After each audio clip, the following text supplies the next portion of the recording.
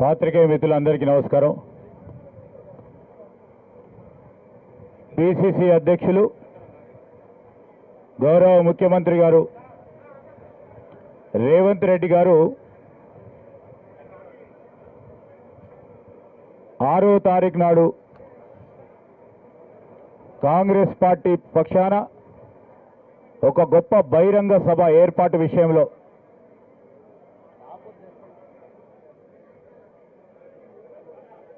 పర్యవేక్షణ గురించి కార్యకర్తలను మిత్రులందరినీ కూడా కలుసుకోవడానికి రావడం జరిగింది. ఈరోజు నేను జిల్లా ఇన్ఛార్జ్ మంత్రివర్యులుగా పిసిసి అధ్యక్షులు గౌరవ ముఖ్యమంత్రి రేవంత్ రెడ్డి గారి నేతృత్వంలో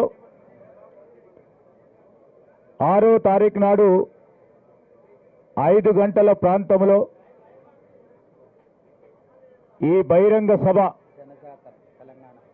తెలంగాణ జనజాతర సభను నిర్వహించబోతా ఉన్నాం.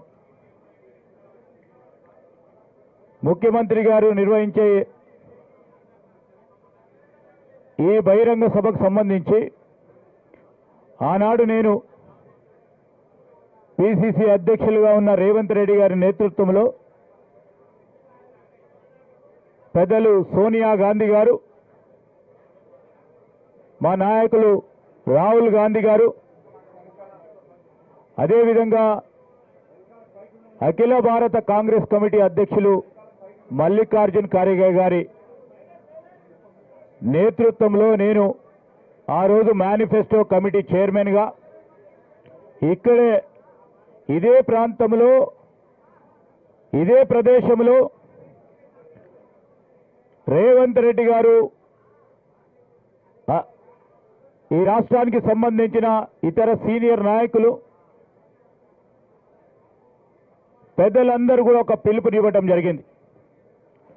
మేనిఫెస్టోను ఆ రోజు ఇదే ప్రదేశంలో ఇదే తుక్కుగూడలో తెలంగాణ రాష్ట్ర ప్రజలందరికీ మేము వచ్చే మా ప్రభుత్వంలో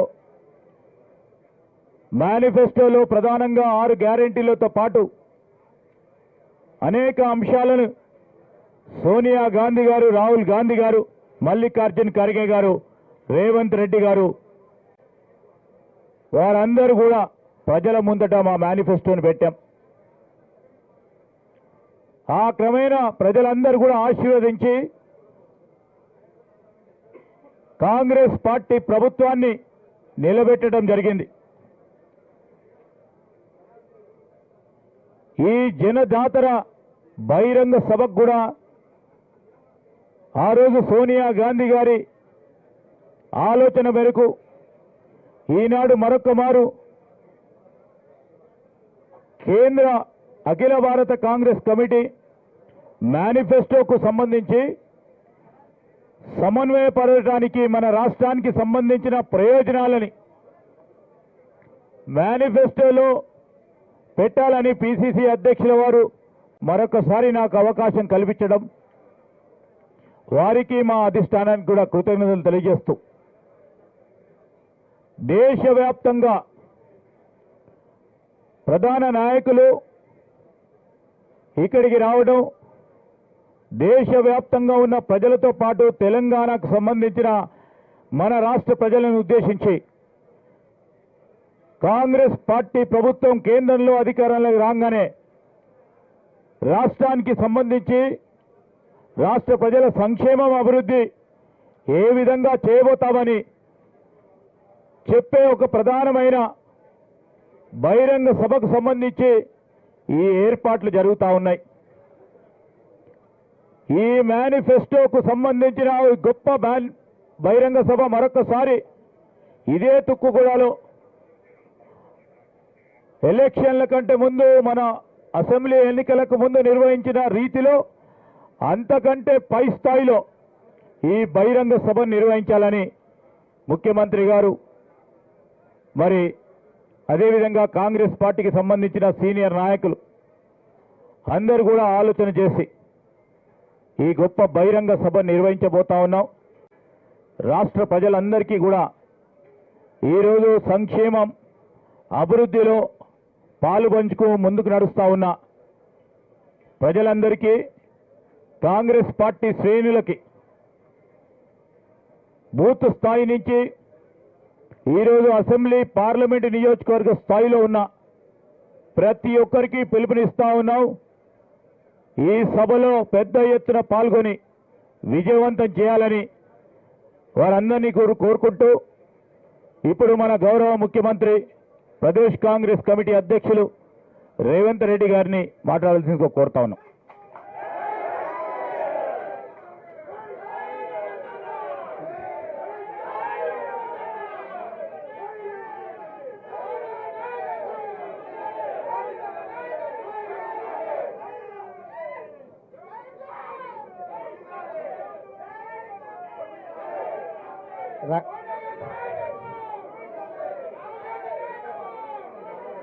కాంగ్రెస్ పార్టీ కార్యకర్తలకు,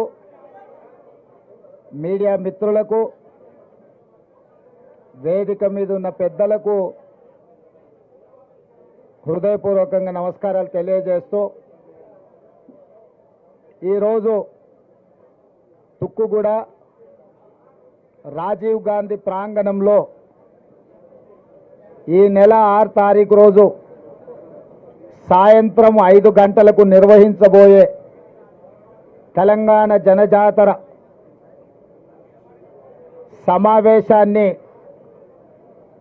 నిర్వహించడానికి సంబంధించిన కార్యాచరణను పర్యవేక్షించడానికి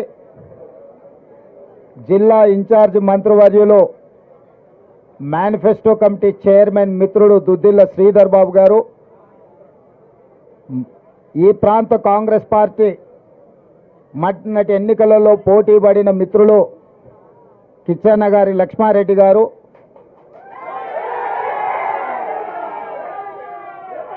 జిల్లా పార్టీ అధ్యక్షుడు నరసింహారెడ్డి గారు, ఇబ్రహీంపట్నం శాసనసభ్యులు మల్రెడ్డి రంగారెడ్డి గారు, తాండూరు శాసనసభ్యులు మనోహర్ రెడ్డి గారు, అదేవిధంగా రంగారెడ్డి జిల్లా పరిషత్ చైర్పర్సన్ అనితమ్మ గారు, ఏఐసిసి సెక్రటరీ సిడబ్ల్యూసి ప్రత్యేక ఆహ్వానితులు మిత్రులు చల్లా వంశీచంద్ రెడ్డి గారు, చాలామంది పెద్దలు ఈరోజు ఈ సమీక్షకు రావడం జరిగింది. ఈ వేదిక మీద నుంచి తెలంగాణ ప్రజలకే కాదు, జాతీయ స్థాయిలో భారతదేశ కాంగ్రెస్ పార్టీ ఎన్నికల మేనిఫెస్టో తెలంగాణ గడ్డ మీద విడుదల కాబోతుంది. ఈ కార్యక్రమానికి మా అభిమాన నాయకుడు శ్రీ రాహుల్ గాంధీ గారు, మా అభిమాన నాయకురాలు శ్రీమతి ప్రియాంక గాంధీ గారు ప్రత్యేక ఆహ్వానితులుగా జాతీయ ఎన్నికల మేనిఫెస్టో విడుదల చేయడానికి ముఖ్య అతిథులుగా హాజరవుతున్నారు. ఈ ఎన్నికల మేనిఫెస్టోలో కాంగ్రెస్ పార్టీ జాతీయ స్థాయిలో ఇవ్వబోయే 5 గ్యారెంటీలకు సంబంధించిన అంశాలతో పాటు కేంద్రంలో ఇండియా కూటమి ప్రభుత్వాన్ని ఏర్పాటు చేసి తెలంగాణ రాష్ట్రానికి ఇవ్వబోయే ప్రత్యేక నిధులు, ప్రత్యేక అనుమతులు, 2014 రాష్ట్ర పునర్విభజన చట్టంలో పొందుపరిచిన 10 సంవత్సరాలు భారతీయ జనతా పార్టీ తెలంగాణ ప్రజలను వంచి మన హక్కులను కాలరాసిన విషయాలను కూడా స్పష్టంగా శ్రీధర్ బాబు గారి నేతృత్వంలో ఈ ఎన్నికల మేనిఫెస్టోలో పొందుపరచడం జరుగుతుంది. ఈ వేదిక మీద నుంచి ప్రధానంగా మేము తెలియజేయదలుచుకున్నది, తెలంగాణ ప్రాంతము కాంగ్రెస్ పార్టీకి ఎంతో ప్రత్యేకము. తెలంగాణ ప్రాంతానికి శ్రీమతి సోనియా గాంధీ గారి కుటుంబము మరీ ప్రత్యేకము.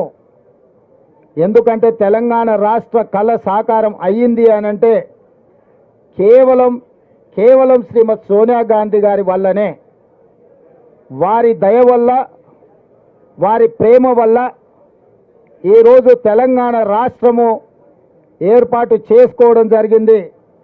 ఏర్పాటైన తెలంగాణ రాష్ట్రం 10 సంవత్సరాలు చంద్రశేఖరరావు గారి నాయకత్వంలో 100 సంవత్సరాలకు జరగవలసిన విధ్వంసం జరిగింది. 10 సంవత్సరాలు అధికారాన్ని చెలాయించి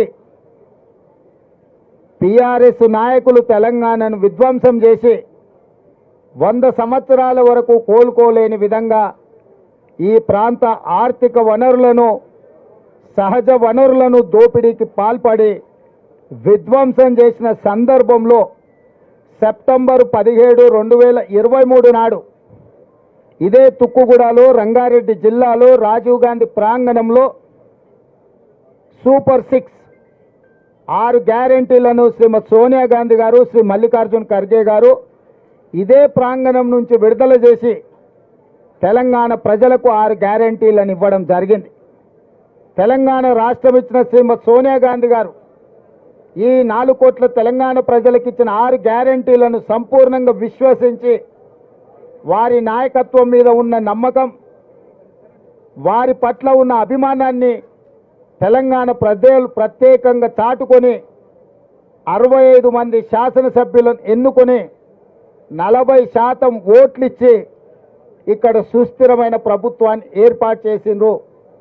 ఆనాడు ఇచ్చిన హామీలను 100 రోజుల్లో 5ని స్పష్టంగా అమలు చేసి ఆర్టీసీ బస్సులలో ఆడబిడ్డలకు ఉచిత ప్రయాణం కావచ్చు, రాజీవ్ ఆరోగ్యశ్రీ ద్వారా పేదలకు 10 లక్షల రూపాయలు ఆర్థిక సహాయం కావచ్చు, ప్రతి ఆడబిడ్డ కట్టెల పొయ్యితో కష్టాలు పడుతుంటే 1200 రూపాయలు చెల్లించి సిలిండర్ కొనలేక ఆర్థిక ఇబ్బందులను ఎదుర్కొంటుంటే 500 రూపాయలకే ఆడబిడ్డలకి ఇంటి దగ్గర సిలిండర్ ఇచ్చే కార్యక్రమం కావచ్చు, ప్రతి పేదవాడి కుటుంబానికి వాళ్ళ ఇంటికి 200 యూనిట్ల వరకు ఉచిత కరెంటు, దాదాపుగా ఈ రోజుకి 50 లక్షల కుటుంబాల పథకాన్ని వినియోగించుకోవడం కావచ్చు, అదేవిధంగా 4.5 లక్షల ఇందిరమ్మ ఇండ్లు 22,500 కోట్లతోనే ఇల్లు లేని పేదలకు ఇందిరమ్మ ఇండ్లు ఇవ్వడం ద్వారా ఆ కుటుంబాలను ఆదుకునే కార్యక్రమాలను ఇప్పటికీ మా ప్రభుత్వం అమలు చేసింది. మిగతా విషయాలను కూడా ఎన్నికల కోడ్ తర్వాత 100% వాటిని నిర్దిష్టంగా అమలు చేసి సోనియా గాంధీ గారు ప్రజలకిచ్చిన 6 గ్యారెంటీలను 100% అమలు చేయడానికి మా ప్రభుత్వం కంకణబద్ధులై ఉన్నది. అందుకే ఈరోజు ఈ ప్రాంతం కాంగ్రెస్ పార్టీకి, ఈ రాష్ట్రం కాంగ్రెస్ పార్టీకి ఒక ప్రత్యేకమైన సెంటిమెంట్ ఉన్నది. అందుకే జాతీయ స్థాయిలో కూడా రేపు ఏర్పడబోయే ఇండియా కూటమి ప్రభుత్వం, దానికి సంబంధించిన కాంగ్రెస్ పార్టీ ఎన్నికల మేనిఫెస్టో తెలంగాణ రాష్ట్రం నుంచే విడుదల చేయాలని మల్లికార్జున్ ఖర్గే గారు ఆదేశాలు ఇవ్వడంతో తెలంగాణలో ఉన్న లక్షలాది మంది కాంగ్రెస్ పార్టీ శ్రేణులు ఎంతో సంతోషంగా, రెట్టించిన ఉత్సాహంతో సెప్టెంబర్ 17, 2023 నాడు ఏ విధంగా అయితే లక్షలాదిగా తరలి వచ్చి సోనియా గాంధీ గారి, మల్లికార్జున్ ఖర్గే గారి నాయకత్వాన్ని బలపరిచిండ్రో 6 తారీఖు నాడు సాయంత్రం 5 గంటలకు అదేవిధంగా తెలంగాణ నలుమూలల నుంచి లక్షలాదిగా ఈ సభకు హాజరయ్యి జాతీయ స్థాయిలోనే తెలంగాణ కాంగ్రెస్ యొక్క కంచుకోట, తెలంగాణ కాంగ్రెస్ పార్టీ సొంత కుటుంబము అని చెప్పి నిరూపించడానికి మా కార్యకర్తలంతా సంసిద్ధులై ఈ సన్నాహక ఏర్పాట్లను అన్నిటిని కూడా పర్యవేక్షిస్తున్నారు. జాతీయ స్థాయి నాయకత్వం ఇక్కడికి వస్తున్నది కాబట్టి నేనే స్వయంగా పిసిసి అధ్యక్షుడిగా ఈ పనులను పర్యవేక్షించడానికి మా స్థానిక కార్యకర్తలను అందరినీ కూడా ఈ కార్యక్రమంలో పనులలో వాళ్ళకు అప్పగించడానికి ఈరోజు ఈ పర్యవేక్షణ కార్యక్రమాన్ని మేము ఏర్పాటు చేసుకున్నాము. ఈ విధంగా జాతీయ స్థాయి ఎన్నికల మేనిఫెస్టో తెలంగాణ రాష్ట్రంలో విడుదల చేయడానికి జాతీయ నాయకత్వం ఒప్పుకున్నందుకు మల్లికార్జున్ ఖర్గే గారికి, శ్రీమతి సోనియా గాంధీ గారికి తెలంగాణ కాంగ్రెస్ పార్టీ తరఫున ప్రత్యేకమైన ధన్యవాదాలు, కృతజ్ఞతలు నేను తెలియజేయదలుచుకున్నాను మా కార్యకర్తల తరఫున. ఎందుకు అనంటే జాతీయ కార్యాచరణ ఇక్కడి నుంచే పిలుపునివ్వడము అనంటే అధిష్టానము మా కార్యకర్తల యొక్క కష్టాన్ని, మా కార్యకర్తల యొక్క పనితనాన్ని గుర్తించినట్టు. అందుకే వారికి ప్రత్యేకంగా అభినందనలు తెలియజేసుకుంటున్నాను. ఇది రాబోయే 6 తారీఖు నాడు 5 గంటలకు తెలంగాణ జనజాతరకు సంబంధించిన కార్యక్రమం. దీంట్లో లక్షలాదిగా ఆదిలాబాద్ నుంచి అలంపూర్ వరకు, ఖమ్మం నుంచి కొడంగల్ వరకు ప్రతి గ్రామం నుంచి కార్యకర్తలు, తెలంగాణ ప్రజలు, ముఖ్యంగా దళితులు, గిరిజనులు, మైనారిటీలు, వెనుకబడిన వర్గాలు ఈ కార్యక్రమంలో అత్యధికంగా పాల్గొనాలి. మహిళలకు ప్రత్యేకమైన ఆహ్వానం, ప్రత్యేకమైన సీట్లు కూడా ఏర్పాటు చేయడం జరుగుతుంది. ఎందుకంటే కాంగ్రెస్ అధికారంలో ఉన్నప్పుడల్లా మహిళలకు ప్రత్యేకమైన గుర్తింపునిచ్చి వాళ్ళను ఆర్థిక అభివృద్ధి పదం వైపు నడిపించింది కాంగ్రెస్ పార్టీ. కాబట్టి మా ఆడబిడ్డలు కూడా ప్రత్యేకంగా ఈ సమావేశానికి రావాలి, ప్రియాంక గాంధీ గారిని అభినందించాలి అని చెప్పి మా మహిళా నాయకురాళ్ళకు అందరికీ కూడా ప్రత్యేకంగా ఆహ్వానం పలుకుతున్నాం. మా నిర్వాహకులకు కూడా, స్థానిక నాయకత్వానికి, కేఎల్ఆర్ గారికి, రంగన్నకు, ఇక్కడ ఉండే ముఖ్యమైన నాయకులకు ముందు వరుసలో మహిళలకే పాసులు ఇచ్చి కొన్ని బ్యారికేడ్స్ వాళ్ళకే ప్రత్యేకంగా కేటాయించండి. ఎందుకంటే వాళ్ళ ఆశీర్వాదం ఉంటే ఎంత పెద్ద ఎన్నికైనా అవలీలగా గెలవచ్చు. మన గెలిపించి చూపించిండ్రు. మన పరేడ్ గ్రౌండ్లో 1,00,000 మంది ఆడబిడ్డలు కదం దొక్కి ప్రతి ఆడబిడ్డను కోటీశ్వరరాళ్ళను చేస్తామని మనం మాట ఇచ్చినాము. ఆ విశ్వాసంతో ఆడబిడ్డలు అందరూ కూడా వస్తారు. వాళ్లకు ప్రత్యేకమైన ఏర్పాట్లు చేయవలసిందిగా నిర్వాహకులకు ప్రత్యేకంగా నేను ఆదేశాలు ఇస్తున్నా. ఏదైనా సమస్య వస్తే మా చైర్పర్సన్ గారు, మా మేయర్ గారు ఉన్నారు ఇక్కడనే, స్థానిక మేయర్ గారు, అదేవిధంగా చైర్పర్సన్ గారు, మీరు ఆడబిడ్డలకు సంబంధించిన ప్రత్యేక నిర్వహణ కార్యక్రమాలను మీరు ప్రత్యేకంగా చూసుకోవాలి. దానికోసం కూడా ఒక ప్రత్యేకంగా కమిటీని వేయాల్సిందిగా శ్రీధర్ బాబు గారికి నేను సూచన చేస్తున్నాను. ఎందుకంటే ఆడబిడ్డల ఏర్పాట్లు మహిళా నాయకురాల నాయకత్వంలో ఉండి 2 మంత్రులను కూడా, సీతక్కను, కొండా సురేఖ గారిని కూడా ఇక్కడ పర్యవేక్షించే కార్యక్రమంలో వాళ్ళను కూడా భాగస్వాములను చేయాల్సిందిగా మిత్రుడు శ్రీధర్ బాబు గారికి సూచన చేస్తున్నా. ఏర్పాట్లకు సంబంధించి ప్రతిరోజు ఎవరెవరు ముఖ్యమైన నాయకులు ఇక్కడికి వచ్చి పర్యవేక్షించడం, ఏర్పాట్లకు కార్యక్రమానికి సంబంధించి మీడియా మిత్రులకు ప్రత్యేకంగా మీకు వివరాలను అందించడం కూడా మీడియా మిత్రులకు కష్టం కాకుండా మీకు రెడీమేడ్ మీల్స్, ఫుల్ మీల్స్ పెట్టేటట్టు మీకు సమాచారాన్ని కూడా ఇస్తాము. మా రాజు అక్కడి నుంచి చూస్తున్నాడు, మాకు ఫుల్ మీల్స్ సరిపోదు సార్, ఫ్యామిలీ ప్యాక్ కావాలని. కాంగ్రెస్ అంటేనే కలిసిమెలిసి ఉండాలని, దూరంగా దూరంగా కూర్చోవద్దు. ఒకరి మీద ఒకరు కూర్చున్నట్టుంటే మన అందరికి అభిమానం ఎక్కువ ఉంటుంది అని చెప్తా మొత్తం చెప్పినాక చారి గారు జర్రా తొందర వాళ్ళకి చారి గారు. సో అన్ని ఏర్పాట్లు చేపిస్తాము. మీడియా మిత్రులకు కూడా ప్రత్యేకంగా ఏర్పాట్లు కానీ, బ్యారికేడ్స్ కానీ, పాసులు కానీ, రవాణా సౌకర్యాలు కూడా ఏర్పాట్లు చేయాలని చెప్తున్నా. అదేవిధంగా ఇంకా తెలంగాణ రాజకీయాల విషయానికి వస్తే, మొన్న మాజీ ముఖ్యమంత్రి, ప్రతిపక్ష నాయకుడు కల్వకుంట్ల చంద్రశేఖరరావు గారు పొలం బాట పట్టినరు, సంతోషం. 10 సంవత్సరాల తర్వాతైనా తెలంగాణ ఉన్నది, తెలంగాణలో రైతులు ఉన్నారు అని వారికి గుర్తొచ్చినందుకు, గుర్తు చేసినందుకు కాంగ్రెస్ పార్టీ కార్యకర్తలను ప్రత్యేకంగా అభినందిస్తున్నా. ఎందుకంటే అధికారం కోల్పోకపోయి ఉండుంటే, అధికారం కోల్పోయిన దుఃఖంలో ఆయన కింద పడి గాయం కాకపోయి ఉండుంటే, అవినీతిలో పాల్పడి కూతురు జైలుకు పోకపోయి ఉంటే చంద్రశేఖరరావు గారు మనకు కనిపించడానికి కూడా దొరకకపోవు. తుపాకీ గుండుకు అందకపోవు, దొంగకు దొరకకపోవు. వారు అధికారం కోల్పోయినందుకు కిందపడి గాయమైనందుకు, కూతురు జైలుకు పోయినందుకు మాకు కొంత సానుభూతి ఉంది సాటి మానవుడిగా. కానీ ఆయన వ్యవహరించిన తీరు మాత్రం ఆక్షేపణీయము. కాంగ్రెస్ వచ్చింది, కరువు వచ్చింది అంటున్నాడు. 80,000 పుస్తకాలు చదివిన చంద్రశేఖరరావు వానాకాలం ఎప్పుడు వస్తుంది, చలికాలం ఎప్పుడు వస్తుందో నీకు తెలియకుండా పోయిందా? జూలై, ఆగస్టు, సెప్టెంబర్, అక్టోబర్ వానాకాలం, నవంబరు, డిసెంబరు, జనవరి, ఫిబ్రవరి చలికాలం. కాంగ్రెస్ ఎప్పుడు అధికారంలోకి వచ్చింది? డిసెంబర్ 7 తారీఖు నాడు వచ్చింది. చలికాలంలో వానలు పడతాయా? సార్ ఒకవేళ వేసుకున్నప్పుడు వాన పడ్డట్టు అనిపిస్తే నాకు తెలియదు. మరి July, August, September, October, November, December 7 తారీఖు మేము ప్రమాణ స్వీకారం చేసే వరకు తమరే ముఖ్యమంత్రిగా ఉంటుంది, తమరి ప్రభుత్వమే అధికారంలో ఉండే. మరి తమరి పాపాలకే కదా వరుణదేవుడు భయపడిపోయి వానలు గురవక కరువు వచ్చింది. నీ వారసత్వంగా కరువుతో పాటు 7 లక్షల కోట్ల రూపాయల అప్పులు కూడా మాకు అప్పచెప్తే ఆ రోజు నుంచి రోజుకు 18 నుంచి 20 గంటలు మేము కష్టపడి దీన్ని సరిదిద్దడానికి ప్రయత్నం చేస్తున్నాము. నువ్వు చేసిన పాపాలను మా ఖాతాలో రాయాలని మీరు ప్రయత్నించడం ఏమన్నా మర్యాదగా ఉన్నదా చంద్రశేఖరరావు గారు? నేను ఒక్కటే అడగదలుచుకున్నా, ఏరా రాము వానకాలం అంటే నీకు తెలియదా అంటే, అదెందుకు తెలియదు సార్ చలికాలంలో వస్తుందని వెనకటికి కూడా భలే చెప్పిండట.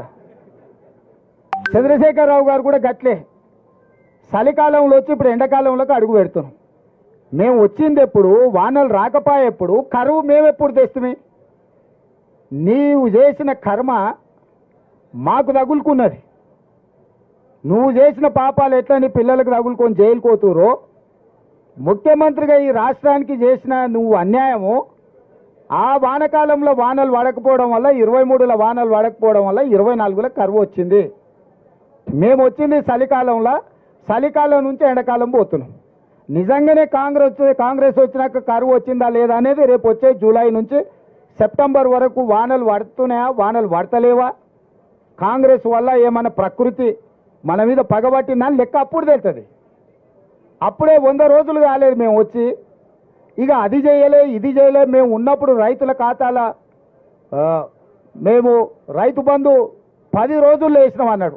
అంటే నిజంగా ముఖ్యమంత్రిగా పనిచేసి ప్రధాన ప్రతిపక్ష నాయకుడుగా ఏ మాత్రం కూడా ఊర్లలో అంటుంటారు, ఏ వాడు సిగ్గులేనోడు రాబాయి ఏది పడితే అది మాట్లాడతాడని.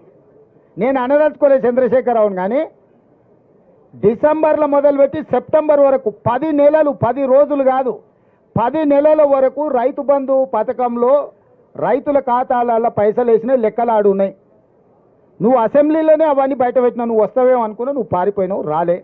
ఇప్పుడు కూడా నేను సూటిగా 2018 ఎన్నికలప్పుడు మాత్రమే ఎన్నికల ముందు ఖాతాల పైసలు వేసినావు. ఆ తర్వాత ఏ రోజు కూడా 4 నెలల నుంచి 10 నెలల సమయం తీసుకున్నాడు రైతు బంధు పథకాన్ని వేయడానికి. మేము 100 రోజుల్లోనే 64,75,000 మంది రైతులకు ఖాతాలలో నగదేసినాము. మొత్తం ఉన్నదే 69 లక్షల మంది రైతుల ఖాతాలు. ఆల్రెడీ 65 లక్షల ఖాతాలలో రైతు బంధు పథకాన్ని పూర్తి చేసినాము. నేను సూటిగా చంద్రశేఖరరావు గారికి సవాలు విసురుతున్నా. అధికారిక లెక్కలు ఉన్నాయి. 64,75,581 రైతుల ఖాతాలలో రైతు బంధు పథకము మేము వేయడం జరిగింది. ఇక మిగిలింది 4 లక్షల చిల్లర మాత్రమే.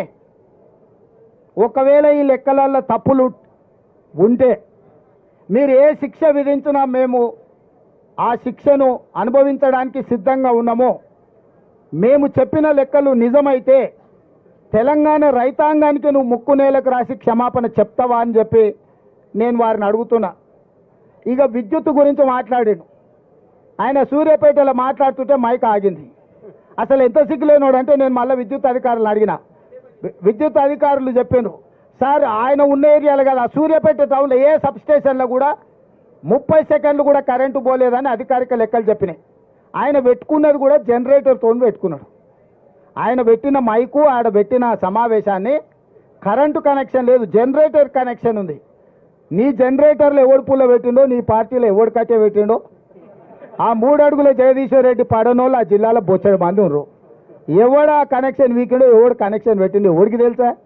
నీ దాంట్లో ఉన్న బొక్కలు నువ్వు చక్కగా చూసుకోక ఇక చూసినావు కరెంటు కాంగ్రెస్ వాళ్ళు తీసిరని. చంద్రశేఖర్ రావు, నేను నీకు ఒక మాట చెప్పదలుచుకున్నా. 10 ఏళ్ళు మేము ప్రతిపక్షంలో ఉన్నాం. ఏ ఒక్క రోజైనా రైతుల విషయంలో కానీ, విద్యార్థుల విషయంలో కానీ, నిరుద్యోగుల విషయంలో కానీ మేము ఏదైనా కార్యాచరణ తీసుకుంటే మమ్మల్ని ఇళ్లలో నుంచి బయటకన్నా వెళ్ళనిచ్చినవా? పోలీసు నిర్బంధాల మధ్యలో, పహారాల మధ్యలో, లాఠీ చార్జీల మధ్యలో ప్రతిపక్షాల గొంతు నొక్కి ఇంట్లో నుంచి బయటకు వెళ్ళక ముందే మమ్మల్ని గొర్రెలు ఇడ్చుకపోయినట్టు ఇడ్చుకపోయి పోలీస్ స్టేషన్లో వేసినావు కదా, అప్పుడే మర్చిపోయినావా? మేము ప్రజాస్వామ్యాన్ని నమ్ముతాం, విశ్వసిస్తాం కాబట్టి నీ పర్యటనకు మొత్తానికి ప్రభుత్వమే ఏర్పాట్లు చేసింది. నీ పార్టీ కార్యకర్తలు ఎవడు ఏర్పాట్లు చేయలే.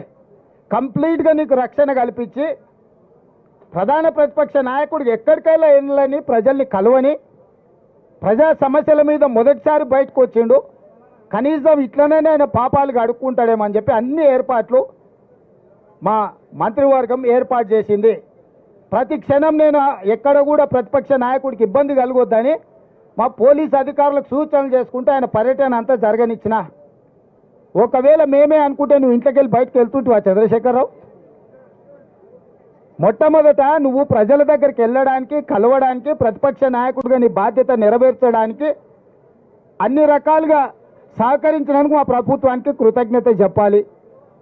రెండవది, నీ పాపాలు కడుక్కోవడానికి ప్రజల దగ్గరికి వెళ్ళినావు. నీ పార్టీ ఖాతాలో 1500 కోట్ల రూపాయల దోపిడీ సొమ్ముంది. దోసుకున్న వాళ్ళు ఎలక్షన్ బాండ్లు ఇచ్చారు, 1500 కోట్ల రూపాయలు నీ ఖాతాలనే ఉన్నాయి. ఆ పాపం సొమ్ము ఒక 100 కోట్లు ప్రజలకు వంచిపెట్టినుంటే ఆ నష్టపోయిన రైతులకు అంతో ఇంతో 100 కోట్ల ఆర్థిక సాయం నీ పార్టీ ఖాతా నుంచి ఇచ్చినుంటే నిజంగానే ఈ రైతుల పట్ల నీకు సానుభూతి ఉంది, నిజంగానే రైతులు పంట నష్టపోయారు, దీన్ని ఏమన్నా సరిదిద్దాలని నీ ఆలోచన ఉన్నదని ప్రజలు అనుకునేటోళ్ళు. ఎండిపోయింది ప్రజల పంట, దాని మీద కూడా రేపు పార్లమెంట్ ఎన్నికలలో లబ్ధి పొందాలని ఇట్లాంటి నక్కచిత్తుల వేషాలు ప్రజలకు తెలియవా? ఎన్నికలు లేకపోతే నువ్వు బయటకు వస్తుంటివా చంద్రశేఖరరావు? ఎన్నికలు ఉన్నాయి కాబట్టి ఈరోజు బయటకు వెళ్ళిండు. ప్రజలు ఏమంటున్నారంటే బొక్కలో దాచుకున్న ఎలుకకు పొగ పెడితే బయటకు వస్తుంది సార్, ఎన్నికలనే పొగ పెట్టినాం కాబట్టి ఎలుక బయటకు వచ్చిందని ప్రజలు అంటున్నారు. మేమేం అనదలుచుకోలే, నువ్వు ప్రతిపక్ష నాయకుడు చెయ్యి, ఇంకా బాగా తిరుగు, ప్రజలలో ప్రజల సమస్యలు తెలుసుకో, నివేదికలు తీసుకురా, ఇవ్వు ప్రభుత్వానికి. నీ సూచనలు ఏమైనా ప్రజలకు ఉపయోగపడతాయంటే 100% మా ప్రభుత్వం వాటిని స్వీకరిస్తుంది. అంతే తప్ప బరితెగించి 100 రోజుల్లోనే ఈ ప్రభుత్వం విఫలం చెందింది, ఈ ప్రభుత్వం కూలాలే, ఈ ప్రభుత్వం కాలాలే, ఈ ప్రభుత్వం పోవాలి, ఏం శాపలు నాడతారు చంద్రశేఖరరావు? నువ్వు 10 ఏళ్ళు ఉన్నావు, మేము ఎప్పుడన్నా అట్లా అన్నామా నిన్ను? అంటే అస్సలు ఆయనకు ఆగుతలేదు అధికారం పోయింది అని అంటే ఇక ఎట్లనైనా వేసి తొండో మొండో ఎవరి కాళ్ళైనా పట్టుకొని కుర్చీలో కూర్చోవాలనుకుంటున్నావు, అంత ఆశమాశ అనుకుంటున్నావా? అందుకే విద్యుత్ విషయంలో కానీ, సాగునీరు విషయంలో కానీ, రైతు బంధు విషయంలో కానీ, రైతు బీమా విషయంలో కానీ, గిట్టుబాటు ధర విషయంలో కానీ వరి కోతలు మొదలై ఇంకా పూర్తి స్థాయిలో కానేలేదు. అప్పుడే 7000 పైచీలకు కొనుగోలు కేంద్రాలను ఐకేపీ కేంద్రాలు మేము తెరిచినాం. వాళ్ళు అసలు తెరవనే లేదంటున్నారు. నీలాక క్వింటాల్కు 10 కిలోలు కమిషన్లు కొట్టే విధానం ఉండదు మా దగ్గర. ఎవడన్నా టేసిందంటే తిత్తి తీస్తాం. ఎవడన్నా 10 కిలోలకిన క్వింటాల్కి ఇగిన కమిషన్లు తాడి పేరు మీద, తాలు పేరు మీద ఎవడన్నా కొట్టిండంటే నీలాక కమిషన్ల దందాలు చేయం చంద్రశేఖరరావు. మమ్మల్ని ఢిల్లీ పోయిందంటారు. ఢిల్లీ పోయిన ప్రతిసారి కేంద్ర ప్రభుత్వం నుంచి పెండింగ్ ప్రాజెక్టులను సాధించుకొచ్చినాం. అది స్కైవేలు కావచ్చు, కేంద్ర నిధులు కావచ్చు, డిఫెన్స్ ల్యాండ్స్ కావచ్చు, ప్రతి విషయంలో ఢిల్లీకి వెళ్ళి మా మంత్రులు మేము ఔటర్ రింగ్ రోడ్ RRR కావచ్చు, రీజనల్ రింగ్ రోడ్ విషయంలో కావచ్చు, నిధుల విషయంలో కావచ్చు, మెట్రో రైలు విషయంలో కావచ్చు, మూసీ పరివాహక ప్రాంత అభివృద్ధి విషయంలో కావచ్చు, 10 సంవత్సరాలు నీ పాపాలను ఒకటొకటిగా కడుక్కుంటూ, వాయిదాలు పడ్డ కేంద్ర అనుమతులను తెచ్చుకుంటూ, రాష్ట్రాన్ని ఒక దారిలో పెట్టి సర్దిద్దే ప్రయత్నం చేస్తున్నావు. నువ్వు కూలగొట్టిన సంసారాన్ని నిలబెట్టే ప్రయత్నం చేస్తున్నాము. నీ కులం, నీ కుటుంబం చేసిన దోపిడీ నుంచి రాష్ట్రాన్ని కాపాడి రైతులకు, విద్యార్థులకు, నిరుద్యోగ యువకులకు ఆడబిడ్డలకు మేలు జరిగే విధంగా ఇవాళ చర్యలు చేపడుతున్నాం. ఇవాళ ఆడబిడ్డలకు స్వేచ్ఛనిచ్చినాం. మహిళా సంఘాలను పిలిచి కోట్లాది రూపాయలు వాళ్ళవి నువ్వు పెండింగ్ పెట్టిన వాటిని అన్నిటిని కూడా వాళ్ళకి ఇచ్చినాం. ఇవాళ మహిళలు ఊపిరి పీల్చుకుంటారు. మా అన్న వచ్చిండు, మా ప్రభుత్వం వచ్చింది, మా సోనియా ప్రభుత్వం వచ్చింది, మాకు సిలిండర్ వచ్చింది, ఇంటికి ఉచిత కరెంట్ వచ్చింది, మాకు ఆర్టీసీ బస్సులలో ఉచితంగా ప్రయాణం చేస్తున్నాం, మాకు స్వేచ్ఛ వచ్చింది. మా మహిళా సంఘాలు అన్నీ కూడా మళ్ళీ ఊపిరి పోసుకున్నాయి. లక్షాధికారులు కాదు, ప్రతి మహిళా సంఘం కోటీశ్వరులను చేస్తామని ప్రభుత్వం ముందుకు వచ్చిందని వాళ్ళ కళ్ళల్లో సంతోషం ఉంది, ఆనందం ఉంది. అది చూసి నీ కళ్ళల్లో నిప్పులు పోసుకుంటున్నావు చంద్రశేఖరరావు. ఆడబిడ్డలు ఉన్న కళ్ళల్లో ఆనందాన్ని చూసి నీ కళ్ళల్లో నిప్పులు పోసుకున్నా, నీ కడుపులో మంటలు రేగినా ప్రజలు నీ పట్ల సానుభూతి చూపియరు. ఎందుకంటే నువ్వు అన్ని పాపాలు చేసినావు. పాపాల భైరవుడు అనే పదం కూడా నీకు చిన్నది. అందుకే పిల్లి శాపనార్థాలకు ఉట్టి తెగిపడదు. చంద్రశేఖరరావు పర్యటనను కాంగ్రెస్ పార్టీ కార్యకర్తలు 100 ఎలుకలు తిన్న పిల్లి తీర్థయాత్రలు పోయింది అన్నట్టుగా చూస్తున్నారు. నీ దోపిడీని కప్పిపుచ్చుకోవడానికి ఈ ఎన్నికల్లో నీ ఎంపీ అభ్యర్థులు పారిపోతుంటే దాన్ని అధిగమించడానికి నీకు తెలిసిన తక్కుంటమార విద్యలన్నీ ప్రదర్శిస్తున్నావు. ఇవన్నీ కాలం చెల్లిపోయినాయి. చంద్రశేఖర్ అనేవాడు తెలంగాణ రాష్ట్రంలో రద్దయిపోయిన 1000 రూపాయల నోటు లాంటి వాడు. ఎవడన్నా జేబులో పెట్టుకుంటే జైలుకు పోతాడు. 1000 రూపాయల నోటు. ఇవాళ టీఆర్ఎస్ కూడా గట్లాంటిదే. రద్దయిపోయిన 1000 నోటు. బీఆర్ఎస్ టీఆర్ఎస్ కేసీఆర్ ఆ ప్రభుత్వం ఏందో దాని కాలం అయిపోయింది. ఏదేమైనా ఒక్కటి మాత్రం నేను అభినందించదలుచుకున్నా. ప్రతి వారం నువ్వు బయటికి వెళ్ళాలి, ప్రజలలో తిరగాలి, ప్రతిపక్ష నాయకుడిగా నీ బాధ్యత పోషించు. మా ప్రభుత్వం ప్రతిపక్షాలను గొంతు నొక్కాలని అనుకోదు. ప్రజా సమస్యలు మీరు మా దృష్టికి తీసుకొస్తే సహేతుకమైన వాటిని మా ప్రభుత్వం బేసిజాలకు పోకుండా పరిష్కరిస్తుంది. మీడియా మిత్రులకు కూడా ఏ విధంగా అయితే 2023 డిసెంబర్ 3 నాడు కాంగ్రెస్ పార్టీని గెలిపించి డిసెంబర్ 9 నాడు మా గ్యారెంటీలు అమలు చేయడానికి సహకరించినరో అదేవిధంగా ఇండియా కూటమికి కూడా సహకరించండి. జూన్ 4 తారీఖు నాడు ఫలితాలు, జూన్ 9 తారీఖు నాడు ఢిల్లీ రామ్లీలా మైదానంలో ప్రమాణ స్వీకారానికి మీరందరూ రావాలి. ఎర్రకోట మీద ఇండియా కూటమి 3 రంగుల జెండాను ఎగరేస్తాము. జూన్ 9 నాడు మీరందరూ కూడా ఢిల్లీకి రావాలి. మీరు లైవ్లో మన తెలంగాణ ప్రజలకు తెలుగులో మంచిగా చెప్పాలి.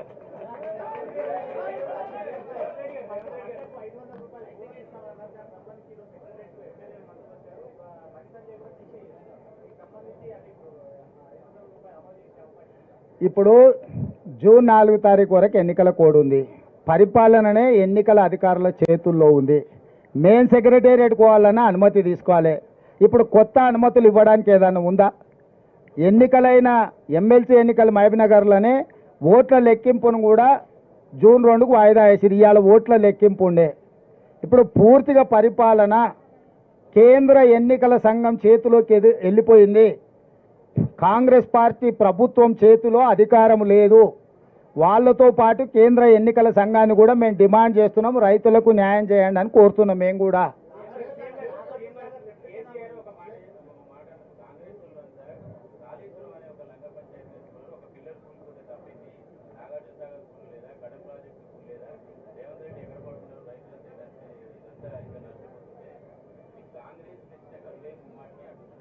రేవంత్ రెడ్డి ఎక్కడ వండుకోలే. రేవంత్ రెడ్డి వాళ్ళ ఇంట్లోనే వండుకుంటుండు. ప్రతిపక్షంలో ఎక్కడ వండుకుంటూ ఇప్పుడు అక్కడనే వండుకుంటుండు.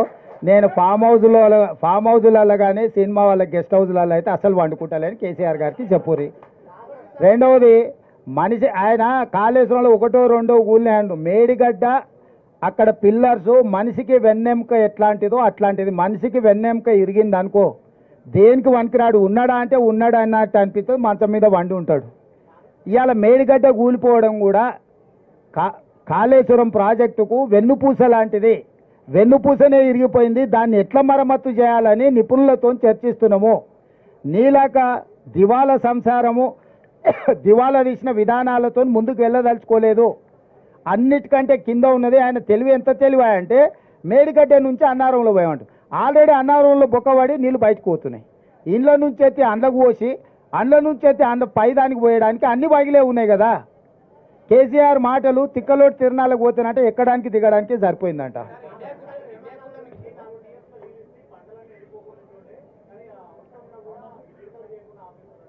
నేను అనేది అదే అంటున్నా, బుర్ర లేకుండా వితండవాదం చేస్తున్నాడు. హైదరాబాద్ నగరానికి తాగడానికే నీళ్లు లేవు, మీరు బోర్లు ట్యాంకర్లు అంటుండు. అసలు బుర్ర ఉందా కేసీఆర్కు?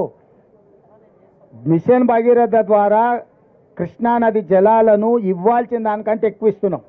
భూమిలో ఉన్న నీటి టేబుల్స్ పడిపోవడం వల్ల బోర్లు ఎండిపోయినాయి.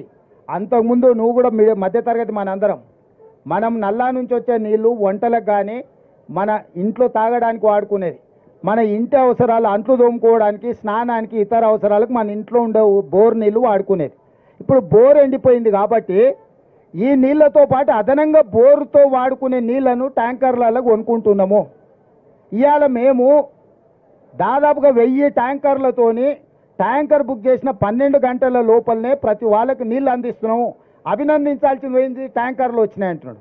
గ్రౌండ్ వాటర్ ఎప్పుడు వాడిపోయింది? వర్షాకాలంలో వర్షాలు రాకపోవడం వల్ల ఇప్పుడు గ్రౌండ్ వాటర్ వాడిపోయింది. నాగార్జున సాగర్లా, శ్రీశైలంలా అన్నిట్లల్లా డెడ్ స్టోరేజ్కి వెళ్ళిపోయినాయి. ఆ డెడ్ స్టోరేజ్ నుంచి మనము ఈరోజు నగరానికి తాగునీటి సమస్య తీవ్రతను దృష్టిలో పెట్టుకొని కొన్ని దగ్గరలలో కొంత కష్టమైన, రైతులకు కొంత నష్టమైన తాగునీరే మొదటి ప్రాధాన్యత. ప్రపంచ నీటి విధానము నీళ్లుంటే మొదట తాగడానికి, తాగు, సాగు, విద్యుత్తు, పరిశ్రమలు 4 ప్రాధాన్యతలు. ఇప్పుడు తక్కువ నీళ్లు ఉన్నాయి కాబట్టి తాగునీటికే వాటిని పొదుపుగా వాడి ఏప్రిల్, మే, జూన్ ఇంకా 90 రోజులు ఉంది ఎండలు. 90 రోజుల కోసము పొదుపుగా చుక్క చుక్క బొట్టు బొట్టు లెక్క కట్టి ప్రతి పేదవాడికి తాగునీటి సమస్య రాకుండా ఉండడానికి, అదేవిధంగా బోర్లు పడిపోయినాయి, ఎండిపోయినాయి కాబట్టి ట్యాంకర్ల ద్వారా ఇంటి అవసరాలకు కూడా నీళ్ళు అందించి చిన్న చిన్న చెరువుల మీద ఉన్న తాగునీటి వనరులను కూడా ఇప్పుడు పూర్తిగా రిపేర్లు చేసుకొని తాగనికే నీళ్ళు అందిస్తున్నాము.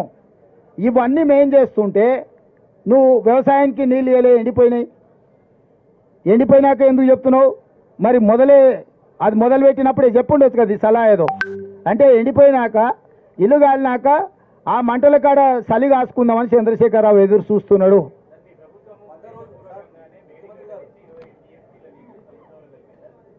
ఇప్పుడు నేను అదే చెప్తున్నా, మేడిగడ్డ వాళ్ళ అధికారంలో ఉన్నప్పుడు 3 నెలల ముందే పగిలిందా, కుంగిందా?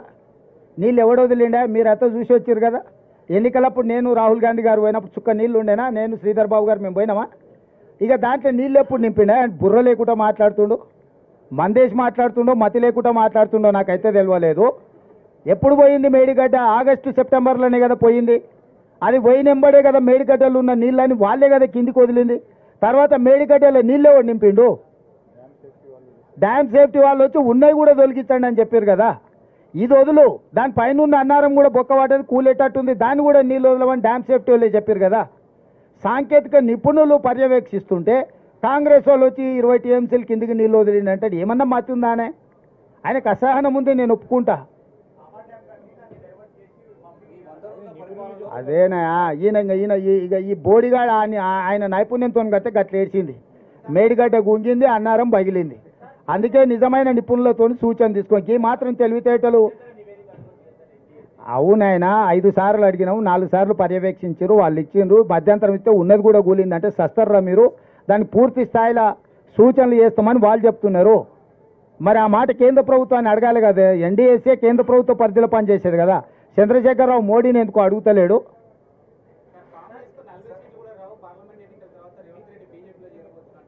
చూడంటుండు.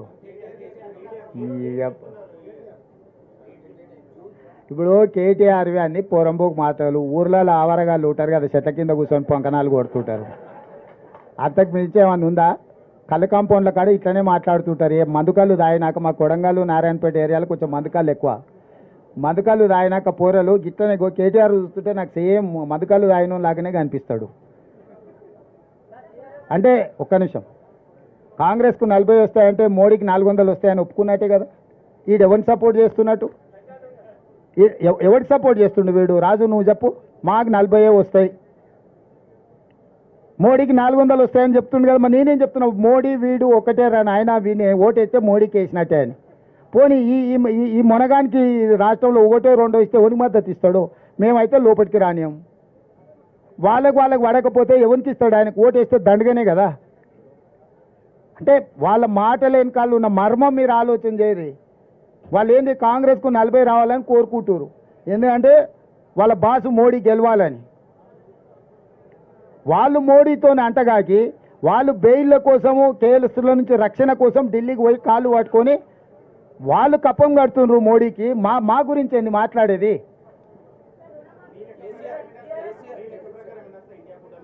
ప్రభుత్వం ఏర్పాటు చేస్తానని వస్తాయి. డేట్ చెప్పిన ఇప్పుడు ప్రభుత్వం ఏర్పాటు చేస్తానని వస్తాయి.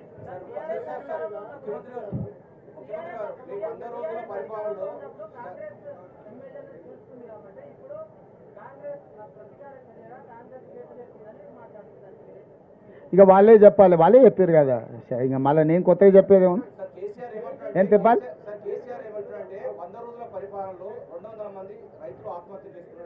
పేర్లు చెప్పమను, పేరు ఊర్లు ఇవ్వమను, నష్టపరిహారం ఇద్దాం. 200 నెంబర్ చెప్పుడు కాదు, పేర్లు వాళ్ళ వివరాలు ఇవ్వమను. తప్పకుండా ప్రభుత్వం నుంచి వాళ్ళని ఆదుకుందాం. సూటిగా నేను చంద్రశేఖరరావుని అడుగుతున్నా, ఏ రైతు ఏ ఊరు అతని వివరాలు మాకు పంపుండి. నిజంగానే రైతులు చచ్చిపోయి ఉంటే రైతుల పట్ల సానుభూతి ఉన్న రైతు ప్రభుత్వం మాది. ఆ రైతు కుటుంబాలను ఆదుకునే బాధ్యత మాది. 200 కుటుంబాలను ఎన్నికలైన మరుక్షణం సచివాలయానికి పిలిచి వాళ్ళని ఏ రకంగా ఆదుకోవాలో మా ప్రభుత్వం నిర్ణయం తీసుకుంటుంది. చంద్రశేఖరరావు గారికి 48 గంటలు సమయం ఇస్తున్న చనిపోయిన రైతుల 200 మంది రైతుల వివరాలు ప్రభుత్వానికి నివేదిక రూపంలో ఇవ్వాల్సిందిగా నేను వారిని కోరుతున్నా.